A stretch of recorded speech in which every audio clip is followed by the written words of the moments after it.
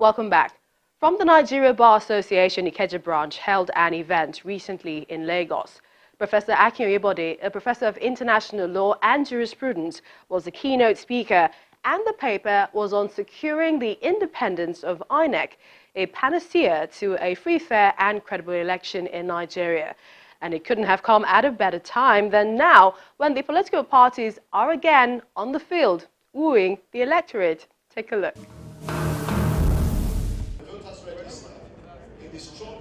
It's a gathering of lawyers, social activists, traditional rulers and more for the 15th Chief Gani Fawehinmi annual lecture organized by the Nigerian Bar Association Ikeja branch. The theme of the lecture is Securing the Independence of INEC, a panacea for a free, fair and credible election. And the chairman organizing committee of the event gives a reason for choosing it. When our committee was choosing to midwife this year's annual lecture, we quickly remembered that we are holding our general election this year, and we were compelled to look towards that direction in the choice of our topic. You and I are aware of the role played by late Gani Fawehinmi in the development of our political space, especially when INEC refused to register some political parties in Nigeria. He was the one who pursued the matter in the judiciary to a logical conclusion and got a reprieve that opened the space for other parties. And for that singular act, most of these not too young to run have found homes, in some of them to emerge as presidential candidates. Having a free and fair election is the bedrock for our true democracy. We must insist on it, and we must pursue it and ensure that this character of independence of institutions is entrenched in our political system permanently.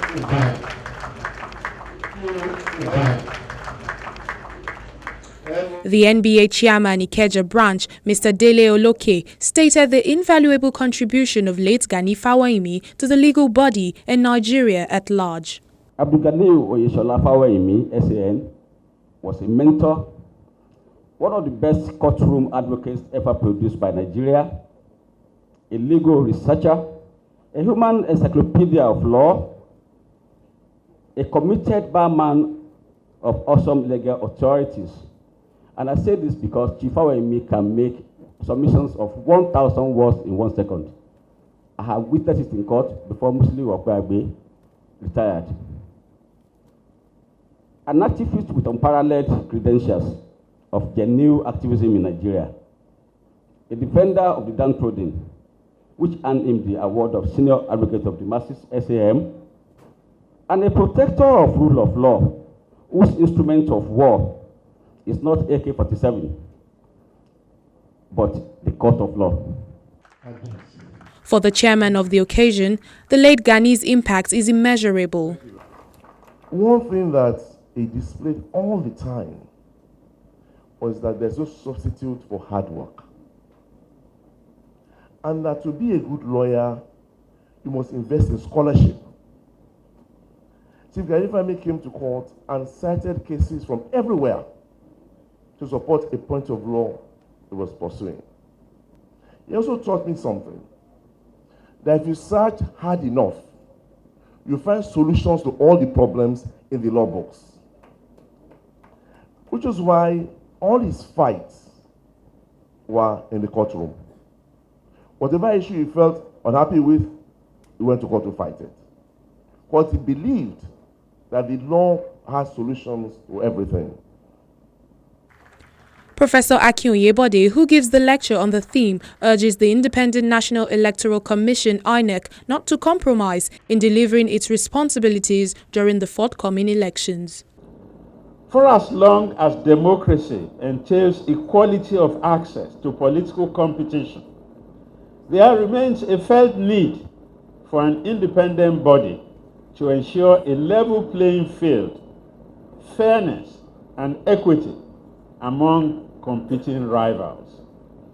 If this was not the case, then the entire exercise becomes a charade and predetermined game of musical chairs, where the winner is more often than not predictable.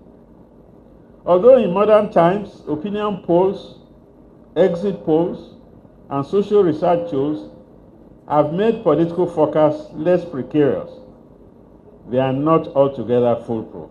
The special guest of honor highlights some electoral issues and promises that INEC is ready to ensure a free, fair and credible election. In 2019, I want to say here that INEC, by virtue of the power conferred on it in the Electoral Act, that is not in breach of the substantive law contained in the Constitution, we will do what we need to do to give meaning and purpose to the ballot. Because if vote do not count, people will lose faith in democracy. If vote do not count, then of course the instrumental benefits derivable by the electorate as a basis for embracing democracy will not be available to them. It's almost a decade since the passing of the legal luminary Gani Fawehinmi, but the theme to commemorate him is apt as the 2019 general election draws closer. And we move to the top trending stories from the courtrooms this week. We begin with the report that the Code of Conduct Bureau has formally served court summons on the Chief Justice of Nigeria, Justice Walter Onoge, as directed by the Code of Conduct Tribunal. On Monday, January the 14th, the lead counsel to the CJN, Wole Olanipekun, had challenged the jurisdiction of the tribunal and the failure of the Bureau to serve the summons directly on the CJN as required by law. The tribunal chairman, Danladi Umar, then adjourned till January the 22nd for the prosecution to properly serve the CJN. Justice Walter Onoge is facing a 6-count charge of alleged non-declaration of assets. Meanwhile, both the Federal High Court in Abuja and the National Industrial Court have given orders to halt the proceedings and restrained the police from arresting the CJN pending the hearing and determination of a suit filed by 2 non-governmental organizations. Still in Abuja, a High Court has ordered the Nigeria Police Force to show cause for its continued detention of Senator Dino Melaye, who has been in police custody since January the 4th, 2019. The presiding judge, Justice Yusuf Halilu, gave the order after the counsel representing Senator Melaye informed the court that he had been in custody beyond the number of days stipulated by law. Justice Halilu then adjourned hearing of the suit to January the 18th, 2019 to enable the police file its reply. From Abuja, we move to Lagos, where a Federal High Court has fixed February the 11th to deliver judgment in an application seeking the final forfeiture of $8.4 million and 7.4 billion naira, allegedly linked to the wife of the former president, Mrs. Patience Jonathan. The presiding judge, Justice Mojisola Olatoregun, fixed the date after listening to the argument of the prosecution counsel and the respondents in the matter. Counsel to the EFCC, Mr. Rotimi Oyedepo, in his submission for the final forfeiture order that Mrs. Jonathan fraudulently diverted the funds from a non-governmental organization linked to her, Women for Change Initiative. In another case, the same Federal High Court has ordered the final forfeiture of 2.2 billion naira, said to have been recovered from a former Chief of Air Staff, Air Marshal Adeshola Amosu. The money is to be forfeited to the federal government of Nigeria.